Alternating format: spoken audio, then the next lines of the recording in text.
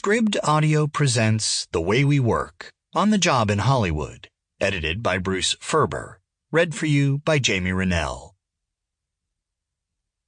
Introduction. Most young people are encouraged to choose a profession with a clear path, where education and training yield a reasonable chance of finding a job that leads to long-term employment.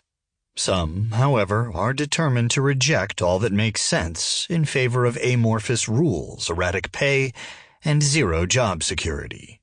These are the wages of chasing the Hollywood dream. The true believers go on to amass a long list of diverse and often desperate stabs at earning a living before hitting their stride, if they're lucky. The less fortunate ultimately throw in the towel to pursue a more pragmatic dream. As I looked back on the arc of my own career, the common thread seemed to be that nothing in Hollywood operated quite like anything in the real world. From the way in which I got paid, to the lack of any kind of dress code, to the unorthodox behavior that was not only tolerated, but celebrated in the name of creativity. This was a fly-by-the-seat-of-one's-pants life choice that I would have been hard-pressed to find performing surgery or working for an insurance company. There wasn't even a consensus on what constituted good work.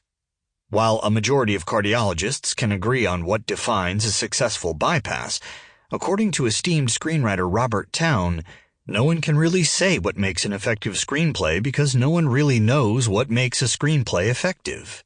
Unfortunately, by the time the rest of us figure that out, it is either too late to apply to medical school or we are already hooked.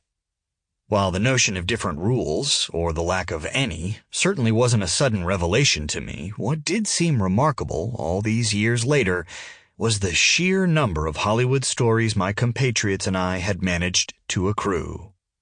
Whether born of artistic frustration, quasi-abusive stars, or nonsensical premises handed down by the networks, they never failed to provide entertainment value and insight.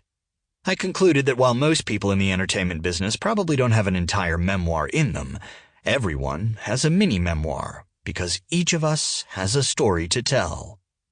I started to wonder how I might go about assembling and archiving some of these gems. I also thought about the 200 or so people who worked for me when I executive produced television shows. The cameramen, the editors, the hair and makeup people, the boom guy, the entire crew. These below-the-line craftspeople had their own Hollywood tales, but rarely got to share them, because attention was always focused on the glitz, the superstar actors, writers, producers, and directors. Sample complete. Ready to continue?